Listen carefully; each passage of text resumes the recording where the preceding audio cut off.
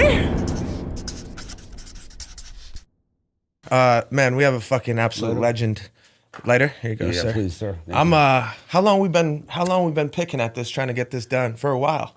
5 months. Bro. And like, honestly, it's one of those things where I was just like, we'll get it done at some point. I know we will. I think the reason why it started like not happening is that they piled me up with so many in the same like few months where I was just like, bro, I can't handle all this. Dude, I keep saying the same thing, you know? Yeah. I like to have more things to say. Exactly. I looked into what the hell you got going on, and I get it. You're rocking and rolling even after rock and roll. It's better for you now because I have a lot more clarity on what I'm doing. Yeah. To be honest, man, I just started. I fell in love with your weed, man. Dude, thank you so much. That's what happened. That makes me so fucking happy. I got it. My boys, I sent them all around the fucking city trying to track it down. Well, now you know me. I got you. Dude, you don't got to go anywhere, but hit me up. And every single person I have come through here, like, you got to smoke this 22 Red. Dude. You know what I mean? And I have a lot of, I don't know if you noticed, like, all the jerseys and shit. So, really, nutshell, obviously, we're going to get into your whole story. But I fell into music very randomly. I was a baseball player, high-level baseball player, 31. 31, okay. Yeah, and I, up till 21 or 22 even, I hadn't even thought about making a song my whole life. Oh, wow. I was like a high-level baseball player. So you're athletic, Duke University. I was. Oh, amazing. So I had this, I was a pitcher. I had Tommy John surgery, which is like reconstruction of your elbow. And then I started making music with my downtime. Long story short, I got here and it's been a fucking journey. So all these jerseys, I mean, the athletes are tough because they can't smoke on camera, but they all smoke. Of course they do. Yeah, and they fucking love it. I put them all on it, put them all on 20. We had, you know, a bunch of guys here last night. Let me know, bro. I'll hook everybody up, bro. Yeah. Gotcha. I mean, dude, it could be one of those things. I fucking have it right here every goddamn, you know, like that. Yeah, I got you. I'll get you jars. You're a fucking legend. Bigger jars, you know? So this is Shavo. It's a Odadjian? Odadjian. Odadjian. It's an Armenian last name. Yeah. It's really not my family last name, and I'll start with that. It's when the Armenian genocide occurred in 1915. I mean, dude, I'm one of the lucky ones. My family, one member or two members survived and escaped it, the Holocaust, and it was the first Holocaust of the 20th century. Before the real Holocaust. Before, and you know what, dude? Like, there's a quote from Hitler where he says, "Who now remembers the Armenians?" Before he went ahead and, you know, went with it. That's a quote. If you go to the Smithsonian in D.C., it's a big wall that says, "Who now remembers the Armenians?" Adolf Hitler. Crazy, chilling. So it's like because we're, you know, Armenians are known as like white Aryan because the Caucasus Mountains go through Armenia. You know, like people look at us Middle East, we're not. We're European. You know, we're mountainous country. It's like Eastern Europe. Eastern Europe, between Russia and Turkey. And mountains, like mountains, all mountains. Yeah. It's like mountains, cold. You know, we got snow. So it's not like desert. Right. Nothing bad about being Middle Eastern, but just we're not. Right. You know. So when that happened, I think he was an army. He was in the army. He was a soldier in the German army, and he saw it happen. Gave him the fucking inspiration. It gave him inspiration because he was pissed that they were doing this to fucking like, you know, Caucasians, because it was a religious thing. It was religious, and it was also having to do with politics, where we were right there between Russia and. Like, we were the border to them trading, do everything they can for the rest of Europe and Asia. We were the border. So, and we were the first Christians that accepted Christianity as a national religion. Since we did that, we've been fucked because everyone around us were Muslim, this, that. Like I said, I have nothing against other beliefs and all that, but this is my story. So since that happened, you know, like, I don't have a family tree, bro. I don't. My last name... Odadjian, right? Odadji is a Turkish word for caretaker. I guess one of my ancestors, my great-grandpa, probably owned a hostel or something, you know what I mean? Yeah. Keeper of, you know, like a hotel owner or whatever. So that's how they just gave that name to us. I wish I knew what my real last name was. Unbelievable. You know? So coming as a refugee, you came very young to America. 5 years old. At the time, the borders were closed, so America wouldn't accept. You know, they think it's bad now. Back then, they wouldn't accept anybody. So we had to become, it was 79 when I came. I was 5 years old. We had to become citizens of Italy. So we chose Rome. I lived in Rome in a refugee camp. 20 of us in one bedroom, like a motel style situation from what I remember, because I was 5. So, but I do have a little like picture vibe, like picture memory. Yeah. Once we did that, then they allowed us. So I moved to Queens. And then my dad's family moved to LA. Mom's family stayed in Queens. My mom didn't want me not to have a dad, so she took me. I was the only child. We left. moved to LA to North Kingsley Drive. Wow. Oh, there you go. That's where the next it's the first address I had to ever remember. It's the first. Wow. It's in New York? No, Hollywood. In Hollywood. Yeah, Hollywood. between Fountain and Sunset. Wow. Yeah. So you were Hollywood born, more or less raised in Raised Hollywood. in Hollywood. I learned everything in Hollywood. I saw everything from gang wars to prostitutes to poverty to music and rock and roll and Right. It's those are murky waters to navigate growing up in fucking Hollywood. Like we talk about it living out here. We're all East Coast guys. Came from, totally different. I was about to be a Queens dude because my family moved to Queens. Right. And then since my dad's family moved to LA and my mom stayed, we were in Queens. I could have been a New Yorker. Right. You know what I mean? I would have had a whole I would have different had vibe. a different accent, a different vibe. I probably still would have chosen what I did. Yeah, of course. Because it's not something that I chose, actually. It's something that I kind of it was in you. That's it, yeah. I just followed my gut. Absolutely. So now, how long, I mean, you said you were dealing with all types of, the adversities of growing up in Hollywood. Why do you think you obviously you were out here with your mom and dad. Mom and dad, yeah. Obviously must have had together. a great, actual core family taking care of you, because we talk about it with girls out here and people I meet.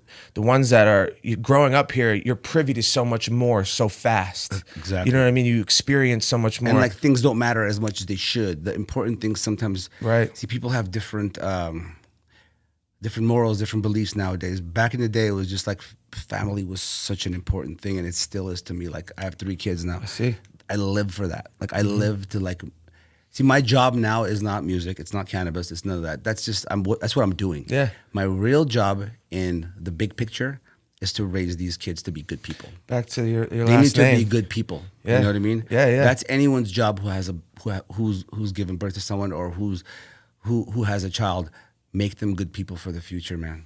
We'll get into it a little bit further down the line a little bit, because it's an interesting thing, being for lack of a better word, you're a fucking rock star, for a long time, and I still usually are. say Obviously, I play one on TV because I don't. You have when I'm walking around, I'm on the streets. People say, "Oh my God, Shavo!" I'm like, I sometimes forget because I don't want to be that guy that knows it and it's not my thing. Right. I'm a human that got the opportunity to do what I did. I got lucky. I put the time and effort in. Of course, I'm a grinder, bro. As you see now, I don't need to do any of this, bro. I'm doing it because I don't want to just sit around.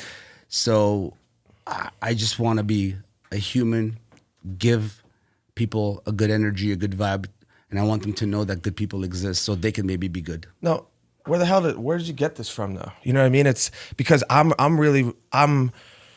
relating to it so much. I mean, we're not even close to a level of rock stardom that you were at. So it's even more inspiring. But I'm very close to a bunch of guys. Our journey's been different. I've been independent all the way up till now, and built a pretty. But that's just awesome, with social media, we were able to build something amazing. You know what I mean? But seeing, being privy to a lot of the relationships I have and seeing how people interact. I mean, that's a huge part of where I've gone. I feel like with more success I've had, I become more humble. You know what I mean? And I connect with so much what you're saying, though. And I look back as to why. I mean, I was super blessed. Like you said the word lucky. And I say that. I said that to my father yesterday on the phone. I'm just like, this shit is, I could have walked outside and got hit by a fucking car. The fact that you could talk to your dad, you should be grateful. Exactly. And I am. But reason I ask why you're like this is because I haven't even had extreme hardships. Really, I've had a few different ones, You're blessed. But Me too, by the way. I was floating around kind of not realizing that. And it comes with age and experience. But it happens. You have to go through that to realize dude, there was a time when, I'll be honest, from 2004 maybe to 2010, I saw, I managed System of a Down from the first day to I want to get into this. To 97, 96, where I hired our manager, who's still today our manager. It was just something I did, Right. Tell me again how this started, because I started talking about system, but I don't know what. No, I was just talking about being as humble as you are, Well, or realizing that you said the word lucky and it just struck a chord. Well, we're lucky, bro, because like there's a lot of bands out there. There's a lot of talented musicians out there. There's a lot of talented people out there that do the best filming, the best ideas, the best stories. Like, you know, writers, artists, painters, musicians, but they don't get that opportunity to become something, to be noticed by others and actually appreciated. Right. So that's what I'm really grateful for, because you know. Yes, I pushed. Yes, I grinded. Yes, I did. Like I said, here's how it started. So yes, I managed systems. So I was the one. We didn't have computers. We didn't have the internet. So I would go to Kinko's. I would make Xerox copies. I would, you know, had a glue gun, you know, a glue stick. I would paste, you know, this, that, put 4 on each page, print them, cut them. We had no money. Doing fucking legwork. Doing it all yourself. And then I would go. I would pass out flyers. We didn't have a song yet because our drummer was the 4th member. You know, the 3 of us were together for a bit. We had an idea. We had a name. Me and Darren would like hang out all night smoking joints and talking about how great it's gonna be and what we're gonna do. So I took that and ran. And I was working at a bank doing wire transfers. That was First Interstate Bank. I love it. And I was going to college at the same time, studying psychology and stage art, like psychology. You know, psychology, because I like people's minds. Yeah, I want to know why you know, what made this person the way. Anyways, absolutely. And so it started from there, and I would make flyers. We had the name, and I here's a quick story. Right. I had a high school friend. He turned out that he was schizophrenic. I didn't know at the time. Okay. He just had this crazy look, but he was very preppy. Hair combed sideways, glasses. I was like, bro, he had this look in his eyes. I mean, I think it was the schizo coming out. Right. And I was like, you would look rad, tied up with System of a Down written on your chest. Crazy. And he looked at me and he goes, I'll do it. I was like, really? So I took him to my house, the back of my parents' house. I was living with my parents until I was 26. Yeah. Like the tour bus would pick me up from my mom's house. Anyway, so I went and I tied him up and I wrote with my mom's lipstick, I wrote System on his chest. Yeah. And what he didn't know is I pushed him down. So he fell and he was tied up and he was struggling to get up. And that's when I started taking pictures. That picture became iconic. That was our first demo cover. That became like something, you know, that we're still using till today somehow. It's that's how it started, bro, by a passion. Exactly. It's very similar to how I felt or how we did it. We didn't really have any help, but it's like it's that like there's a beginner's luck that I feel like comes with when you're doing things the right way, when you're living with the right intentions and you're entering something because you're passionate and the intentions are pure. You know what I mean? You're not. Yeah, man. I feel like the beginner's luck is kind of like, yeah, come this way. You know what I mean? Like just ideas like that. Like I remember not even thinking twice about some of the shit we did early on that would end up just go viral. It feels good. And I probably wouldn't even do it now because of what I know. And my like, oh, maybe not as high quality or whatever. You know what I mean? It's interesting when I hear you talk about it because it kind of reminds me. Now, how long did you guys actually make music before you started popping off? We started in 95. Our first show was May 28th, 1995. Was at the Roxy. Because I was booking everything. I was like, I would make wire transfers, and then after every third call, I'd call the Roxy, be like, yo, so we're this band called System of a Down, and like, we need a show. They're like, well, you need a demo. I need to hear it. I'm like, bro, but we don't have any money. It was a catch-22. We have no money. We all were like little kids growing up and with no money. We weren't privileged, you know? So, and there was no way of making a demo off of a computer because that didn't exist at the time. Right. You had to get a studio, you had to hire an engineer, so it cost at least $500. So it was this thing that we couldn't get a show because no one could hear what we were doing. But after so much, like calling 1 to 4 people, I would call I think it was the Opium Den at the time, the Roxy, Troubadour, and Whiskey. Those were the clubs that I aimed at because I was always following like the LA band thing. Like I knew Motley Crue started there. I was like, I want to do that. I'm going to follow their lead. Right. You know, I didn't know too much, but I was like, okay, I'm going to try those clubs. After a while of like being hung up on a few times, the dude's like, okay, man, can you sell tickets? I go, I'm sure we can. He's like, let me give you a number of a promoter.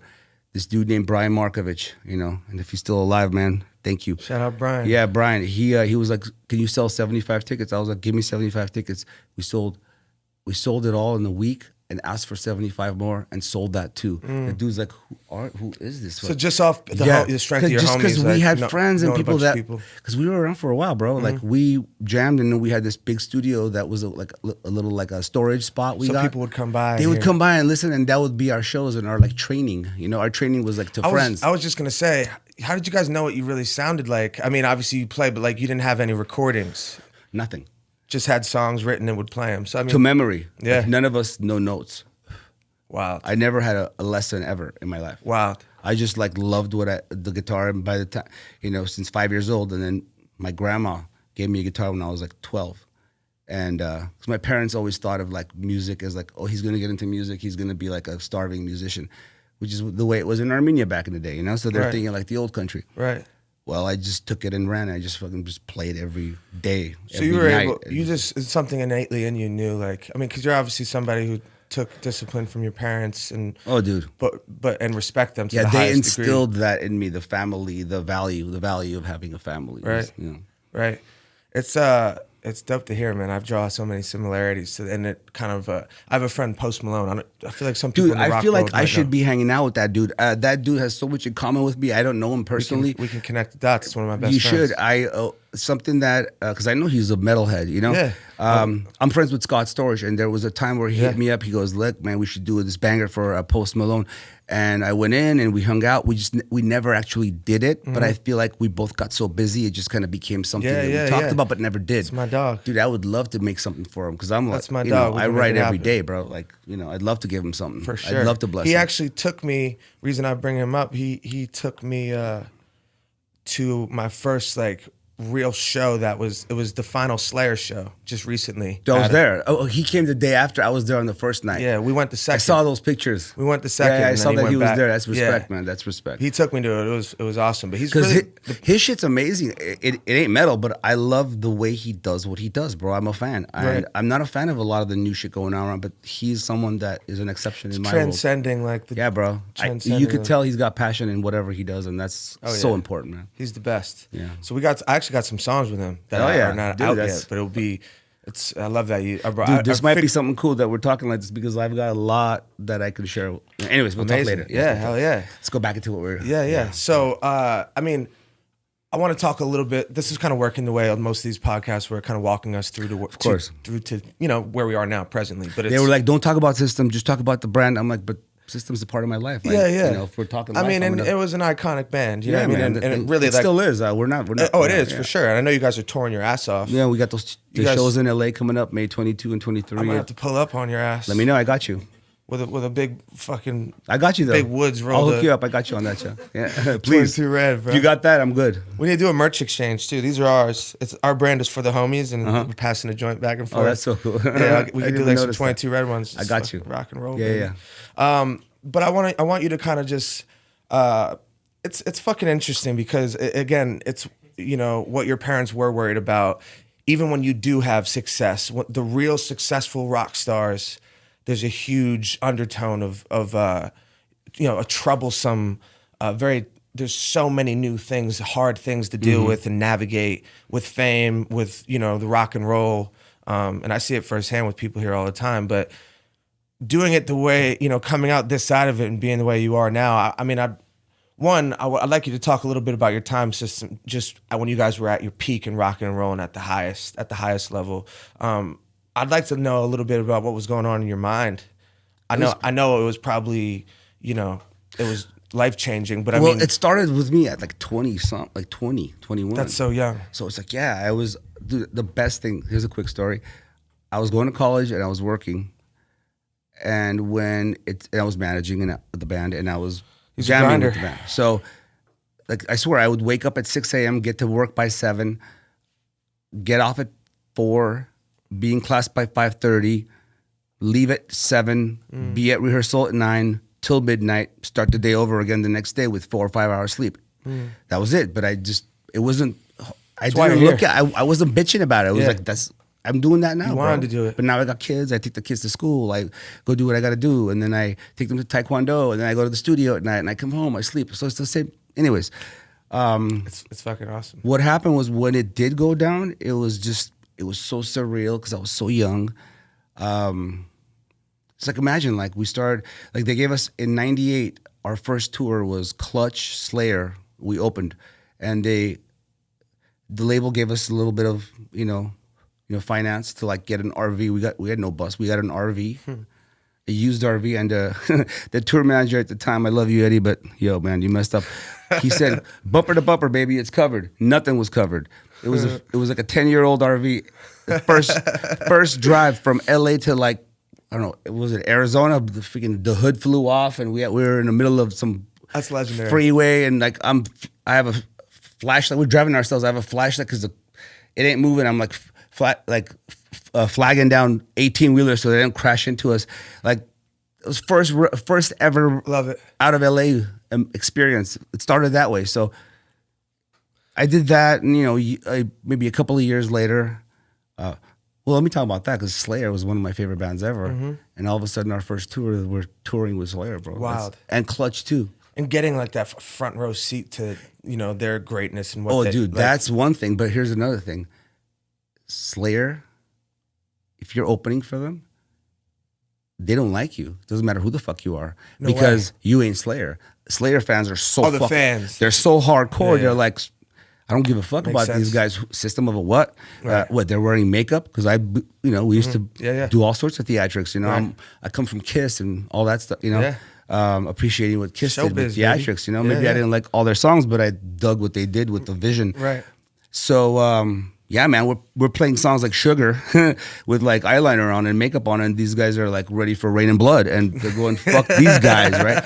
We get booed, this, that, but I think it built us. It made us who we are, bro. I swear, because if that didn't happen, Facts. we probably wouldn't have the balls to like stay up there. We never left. They booed us. We never left. That's when everyone stops. Yeah. You know what I mean? That's when it's like really a very human thing to just want to stop and want to retreat. But hell no, not for us. It drove us. Exactly. And 4 months later, they took us to Europe for the first time. So they're like our So godparents. Slayer was, yeah. Yeah, the first tour ever America, first tour ever Europe was with Slayer. Wow. And they just dug the fact that we didn't give a fuck, and we did weird shit with metal and funk and everything else. We just did a waltz and polka, and we just love music, bro. Yeah. Darren, he's an amazing songwriter, that dude, man. He's my guitar player and he's my friend, but also like, I give credit where credit's due, man. The dude, my riffs with his arrangements sound really like wild. They're the ones, Wow. like Sugar, Mind, all those songs. It's like us putting our shit together. Right. So that happened, and so Slayer, yeah, man. How long was were you guys actively dropping records for, like, what span of time? We stopped a decade or more than that? Well, we started, our first album dropped in '98. Our last album was, I think, '05. Shit happens as you grow, and when you have a lot of artists in one unit, you know how they shit. Being in a band is fucking... No, they say there's a lot, when there's a lot of chefs in the same situation. Yeah. Absolutely. And I love all my band members. It's just, sometimes things, I'm not saying we'll never make one. We have a lot of music. You guys got crazy fans that want, we do, want and, albums and that's one thing I'm so grateful for, bro. We just announced 2 shows in LA, and they sold out in 4 days. I'm like, wow, bro, that's crazy. Without having an album since '05, like, wow, like, blessed. Yeah, no, it's a huge blessing. Blessed. Yeah, it's a huge blessing. Now, when you think back of the time, and you got, even after the Slayer tour, that was your start, but playing your own shows and becoming as prevalent as you guys were, psyche-wise, then were you guys? I mean, what was coming up? What were the obstacles there? Of like, I've had this conversation with Post off camera multiple times, and it's just like, it's an interesting experience to be a young kid, and your whole life is flipped on its fucking head. It shapes your life. Yeah, it shapes your life. So it's just like the way you're channeling it this is what I'm kind of picking at, because I'm interested in just hearing it in the form of advice, more or less, but just being able to, like, hey, starting from the mud, getting on, remaining yourself, actually letting it shape you positively, getting out gracefully, and I never saw like we ever got out. It was 2 dudes had a disagreement. We still kept the band going. There's no personal issues at all. When we're hanging out, we're bros. When we're on tour, we're having a blast. I mean, you guys are playing shows there's currently. No fighting. I'm telling you, there's no fighting. It's the weirdest thing in the world. I still don't get it. Like, I'm like, bro, if there was 4 of me, we'd be like, album every other year and Yeah. touring, and we'd be the band, But it's cool. I guess everything happens for a reason, man. Of course. So there's a little bit of artistic, creative differences, which. And Is it we're like direction? Is it like it's it direction of but let me sound? tell you something, man. This is I think why we have such respect from fans. We could get together, make something half-ass, and make millions of dollars, tour and be the band, and but we don't, because it needs to be organic. And if there's four of us, if two of us have this much of something happening, we're actually like being real and don't want to release nothing that's not what we can do, like top. So Why you can't tarnish? we can sell out and just really fine. Let's get together. Whatever. We're humans. We love each other. We can get together and do whatever. But if it's not coming straight from the heart, we don't really want to release it, because every album that you hear, every song that you've heard, has come from the heart, from all of us. Nothing fake and nothing contrived. So we don't want to do nothing contrived. So that's why we haven't released it. We have songs, bro. It's out of respect. I get it. Yeah, it's a respect to not only ourselves, but to our fans. Yeah, and the craft. Yeah, man. So that's where we're at, and I get it. And you know what? I look at it as a blessing also. It was bothering me for a long time, because, like I said, I'm the fucking guy that does keep going, But it wouldn't have given me the opportunity to do 22 Red. It wouldn't give me the opportunity to do a new project that I'm about to launch in April, North Kingsley. Let's talk about I had it. a family. I have 3 kids that I love being a dad. Kids, we talked about it before. I'm just saying, like, things happen, and you can either look at it as an omen, or you could look at it as a blessing. And I think it's a blessing, man. Yeah. And the fact that we're still together and we're going to be rocking those shows together. We're going to go into Europe and kill Europe and the rest of the world. I mean, I'm blessed, bro. Yeah. I mean, I'm not complaining. The whole thing's been, if you look back at your life now, you can't question you can't question the way everything's going. Let it happen. It's been amazing. So when I said get out earlier, I meant like even just getting on to the ladder where you're actually like starting a family, you know what I mean? And, and going on to that phase where a lot of people in entertainment who live these rock and roll lifestyle and you live, it's just for no matter who it is, who you are DNA wise as a person, these circumstances are extreme. Very. It fucks with your ego. It fucks with the way your perspective. All of a sudden, it's all about you all the time, really, because it kind of has to be for it to be great. So it's like, I understand when people get egotistical. I get it. Yeah, I get it too. I get it too. It's been a blessing. It's been an amazing little journey that I've just kind of started really recently. I'd say my last year and a half. I want to hear some stuff, man. Yeah, for sure. Yeah. After we'll play, you'll notice our barefoot is gone. We had a little festivity the other night, and we were banging for a while. Since we got some time, I mean, I have a song that can, like, once the cameras are off and stuff. Oh, yeah. I'd love to. I fucking love to hear it, man. It'd be an honor. This is being recorded, right? Yes. Can I use the restroom? Yes, of course. We always do a pee break I've anyway. been drinking like a lot of water and shit. So get in there.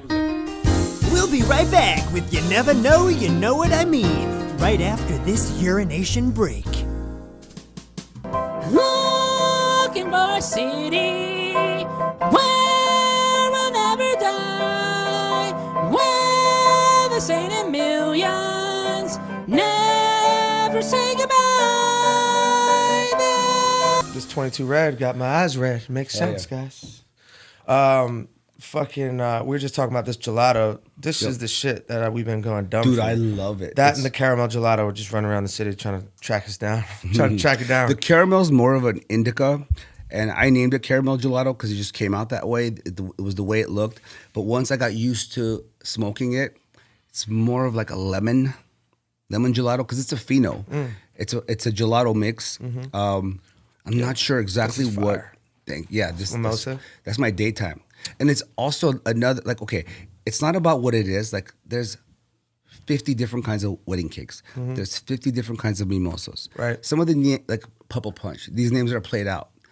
But remember, every seed is like a baby. It's like a kid. Okay? So not every kid gets the same genes. Some kids are good at sports. Some kids are smart. Some kids read well. Some kids start talking at 1.5. Some kids wait till 4 years old.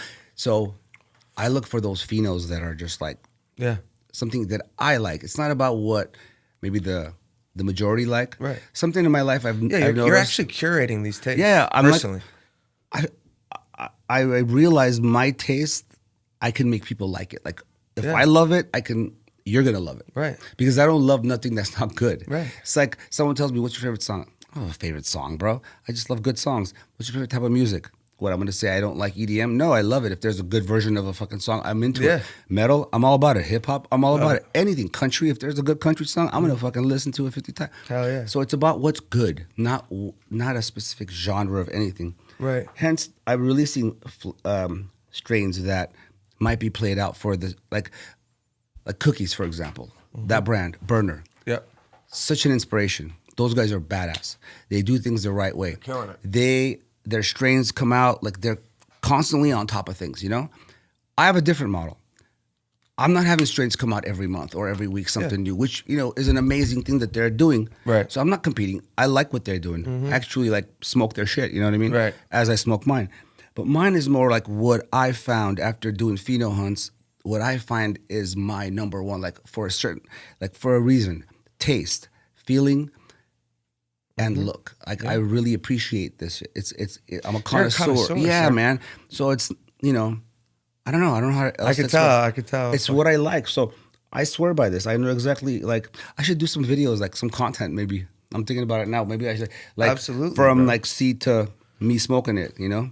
And Absolutely. talk about how, you know, Bro, you should be you could be crushing that lane. I should. Honestly, because I'm looking for content makers. Anybody out there? Let me know. We have guys. Let me know. I'd love to do Oh something. my God. We do everything I'd independent. love to do I have a ton something of content and makers. do revenue share instead of just like paying for it. I'd like to just like do it as a partner and Yeah, kill yeah. it. I'm all about, like, I'm a collaborator, bro. Like, It's the best. even in my band, I'm not a solo artist. I can do shit solo, but I find myself better if I bond with some other artists or other people that have a Yeah, there's vision. an energy that gets. I love it.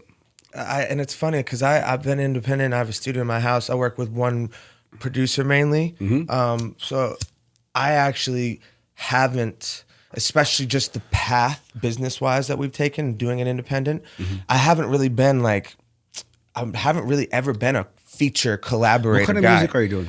So it's like, it started as hip hop, rap. Okay. It was more lyrical, like punchline. That's what I'm into. That's where I was actually my first style. When I would Like say about like Wu-Tang. about 8 years know. ago. Yeah, it wasn't as it was brighter than that though. Gotcha. You know what I mean? But there was an actual like I was really amateur, but it was because I was a good baseball player, and it was a rarity that you can do that I too. started rapping on camera and they would start to go viral. And this was just beginning of like YouTube when Oh, it wow. really started to be like I didn't know this YouTuber about you, type bro. thing. That's cool. Yeah. Yeah. So like I got my start really just straight up from YouTube. It's great. Like I wasn't even Spotify didn't even fucking exist, I don't think. You know, like I started at 20. I've been doing it for almost 9 years. 9 years now, yeah. And it's been this constant like brick by couldn't have been more brick I got a by bass brick. line for you.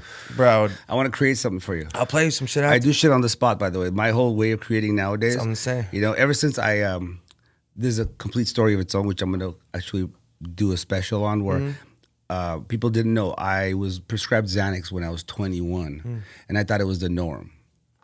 I didn't know that it was going to make my body need it. Right. Anyways, 5 years ago, I was like, this ain't cool.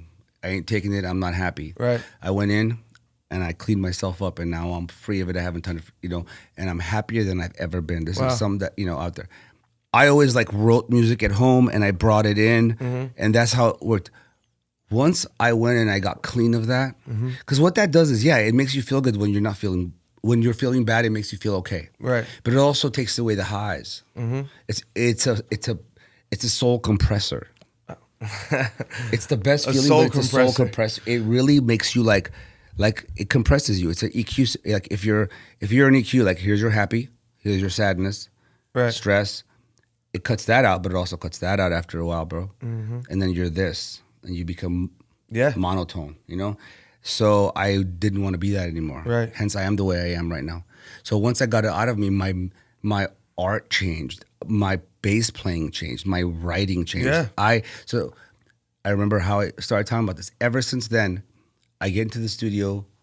I love to collaborate. Like I said, I'll meet someone that can create badass beats. Throw me a 4/4, let me go buck wild. Like a Scott Storch on the bass. Right. Where it's like, that dude's talented as hell, but he's got it in him. It's a gene thing. You know, he's Scott natural. Storch? Yeah, it's my homie. On the keys. He'll be like, you'll throw him a 4/4 and he'll just be like, brrr, and he'll come up with like Dre Day. You know what I mean? It's retarded. It's crazy. He's the best probably ever, right? I've been playing, dude. Not the best in piano. He's the best in. I don't want to say best. No one's the best. Right. But he's badass. One of the best. He's badass. Right. In just like doing something without thinking, and it comes out awesome because it's just in him, bro. You know what I mean? He doesn't. He doesn't need to try. It's like a Kobe, God rest his soul. It's like a magic. It's like he's the Rolex of that. He can just do it. It's in his. Some people got it. And it's all about like. That's what I teach my kids, man. It's like, don't try to do everything. Find out what you're good at and fucking work on that. You'll be the best because you're already naturally good at it. So if you put a little effort into it, you'll be the best at it. Right. So that's where I realized once I cut all that shit out of my life, there was like a whole year I didn't have a sip of alcohol. I didn't even smoke a joint. I didn't, because I had to prove to myself I could be who I am with nothing substance in my system. Since I did that, then I started introducing alcohol a little back. I could have a couple of sips of nothing and not need to get fucked up. Right. Weed. I love smoking weed. But if I have to get into a meeting and I'm not going to be smoking weed and go into that and be, I know all that. Right. People see me smoking, they think I'm always high. Sometimes I look tired in the picture, they go, oh, that dude's stoned. No, I'm not, bro. Like it's not like I wake up and I smoke. Sometimes I do, but if I have something to do, I don't. Right. Anyways. Yeah, I mean, it's one of those things where I become a huge advocate for weed. I used to drink a lot more. Me too, bro. It was I used to do. I was a mess with that, bro. Yeah. I mean, I think alcohol's a lot worse, honestly. Bro, you think it is? I know. It can kill you. I know. Weed can't kill you, it's bro. poison. This is not. Yeah, at all. It's alcohol messes your brain up. Now I drink. I drink every now and then. I drink with my wife. We go out to dinner. But I don't drink. I don't drink to get drunk anymore, though. Yeah, that's I can't say the same. I don't. When I was 30, you're 30. When I was 30, I was getting. I only drank to get drunk. Right. There was no other purpose. Yeah. I'm not like, yo, let's have like a couple beers tonight. Never. No. If I down a gone, bottle of Black Label a day. That was my shit. And then I was like, well, I'm gonna get better. I'm gonna do Patron now because it's clear. that was the mentality. The rationale. How you rationale? That's where I was, bro. And anyways, once I got the Xanax out of me, I kind of got everything out of me. And I realized, people say addiction is always, like you're always recovering. No, bro. Yeah, I drank a bottle of fucking whiskey a day. Dude, I don't need a drink. And I don't even like getting buzzed at this point. Right. I'll have a drink just to be social and done. Right. That's it. Yeah, I love getting high, but I get high. I don't want to get high when I'm working. Right. Because sometimes it slows you down. For sure. You just got to know yourself, bro. It's all self-knowledge. For sure. Anyways, what I was saying about the music is once I got sober from the Xanax, which was the fucking soul compressor, as I was saying, I realized something about myself I had never knew. I can do that, what I was talking about Scott does, on the bass and the guitar. You throw me a 4/4 and I'll just create right there on the spot. I don't have to write at home, and the best shit comes out that way. And this is the little interlude I'm going to give to North Kingsley. I had a lot of stuff written that was just waiting to go to the next System of a Down album. And I was like, okay, let me put these riffs, these ideas into North Kingsley.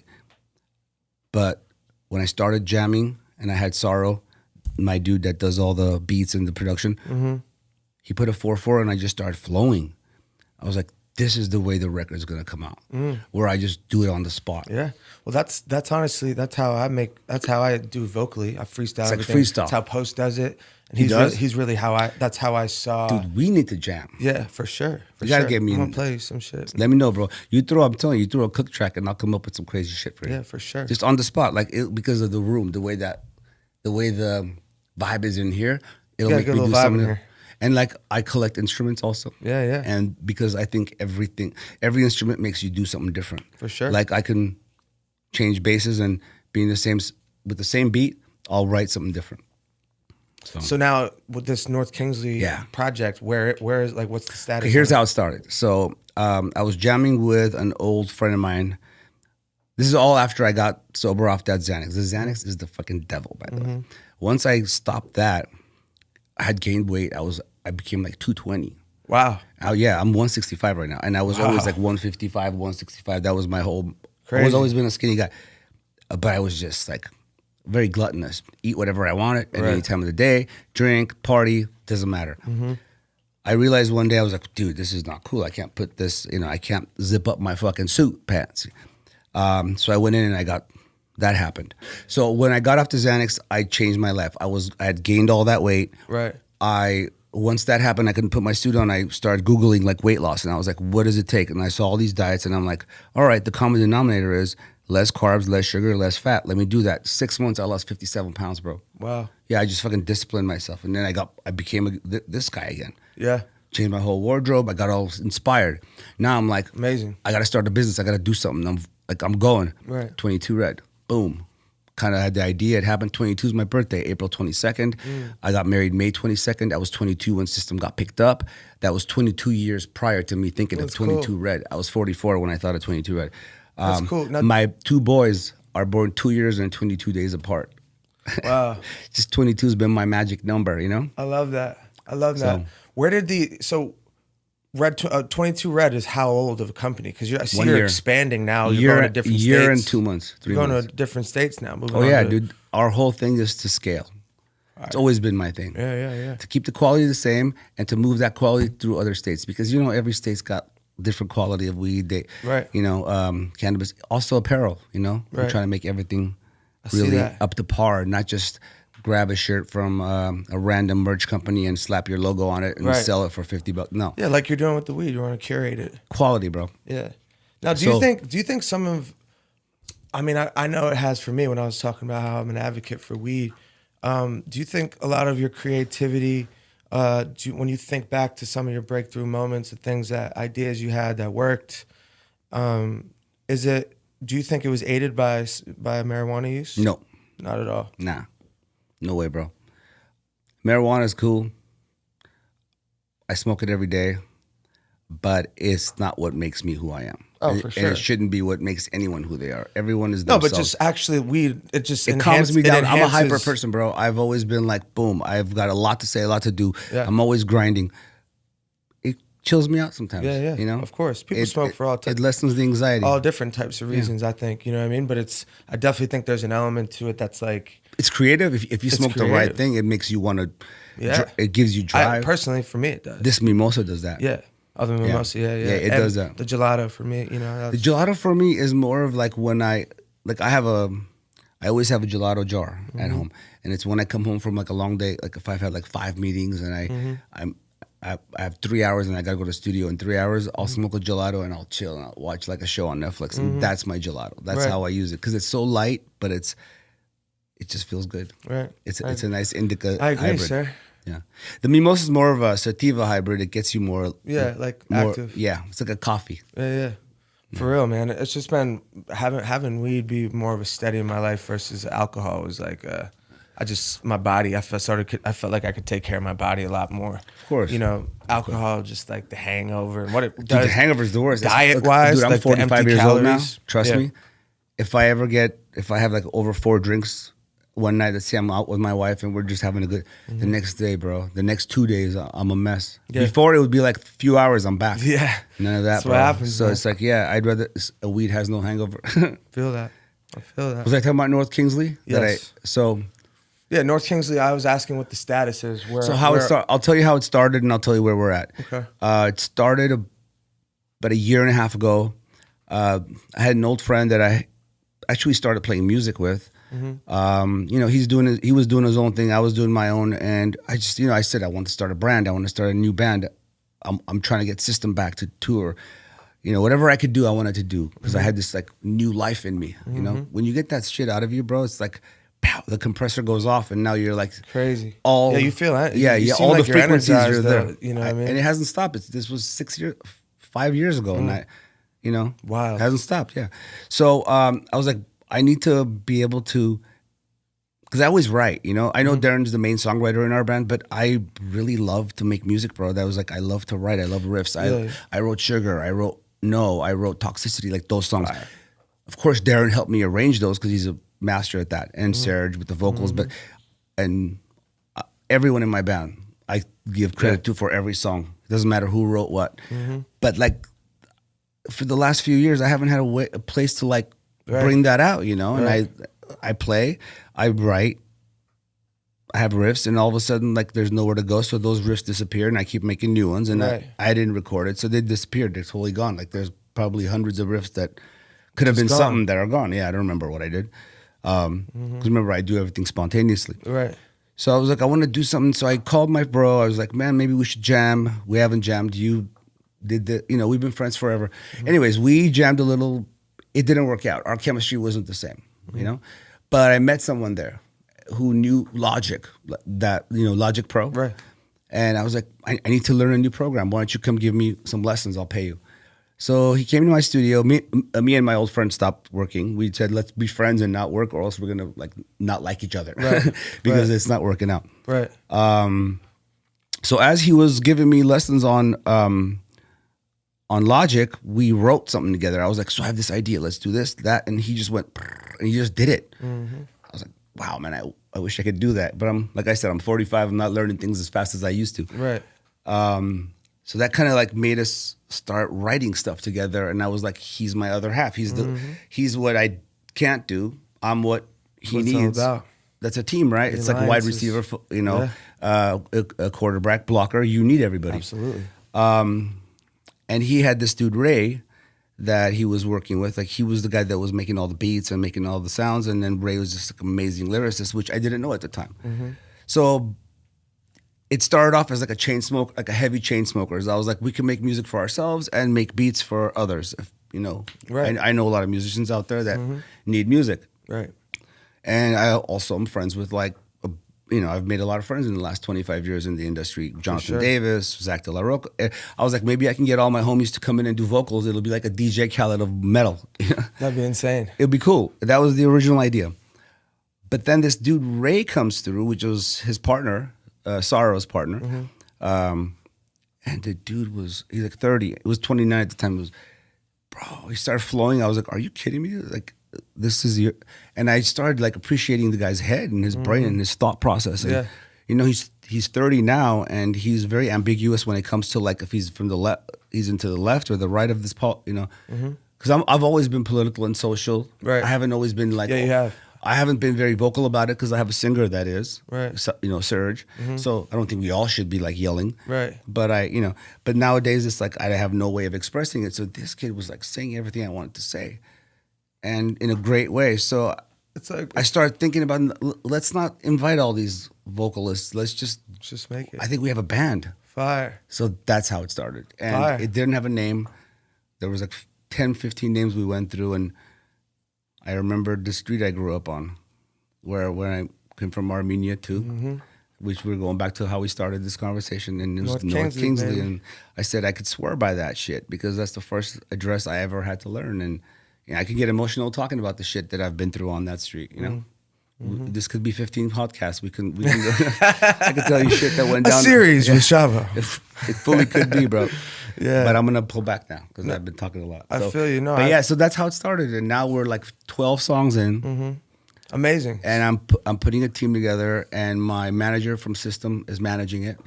Amazing. He usually doesn't back too many side projects because he's all about what, the main. Right. But he's got my back, bro. He's fucking with it. Hell yeah. And I'm just I'm honored to have a new team and be able to do this again, and I hope everybody fucking digs it and gets into it. Amazing. Yeah. So is there a rough time frame? I already know. So I've always been the one to come up with the marketing plan, and I do all the stage production for System and all this stuff. So I'm using all that. I thought, it's a utility guy. We live in an ADD generation, bro. If I drop an album right now with a new band, 12 songs, they're gonna hear it once, listen to a couple of songs a couple of times, and then forget it because the new album's coming out. There's another new artist coming out. So I decided we've written 15, 16 tracks, and we'll keep writing. I wrote one last night that's I tripped myself out. I was like, fuck, I can't wait for people to hear this. Fire. So I thought I should drop it within the next, once we start, which will be April 22nd, it'll be our first drop. North Kingsley drops April 22nd on my birthday. I'm gonna do 3 songs, drop 3 songs with 3 videos. Fire. And I'm making it because I've directed a lot of System videos, so I'm I'm gonna direct a video for every song. I'm doing it all by myself. I have no distribution. I have no label. I just believe in myself, and I'm kind of betting on myself and my guys. And I'm gonna just start being relevant. Every month I'm gonna drop a track, followed by a video. So I'm splitting my 15-song record I'm splitting it within a year. Yeah, I'm gonna share it to the world. No, that model works Within a year, There's a yeah. lot of people just in the current Doing that. in the current sphere doing that Yeah. and doing it well, and then I think it works, and that's, yeah. I think System could do that if we could like get along. Yeah. That'd be See, awesome if we did that. I could tell you still want to rock. You Yeah, know bro. what I mean?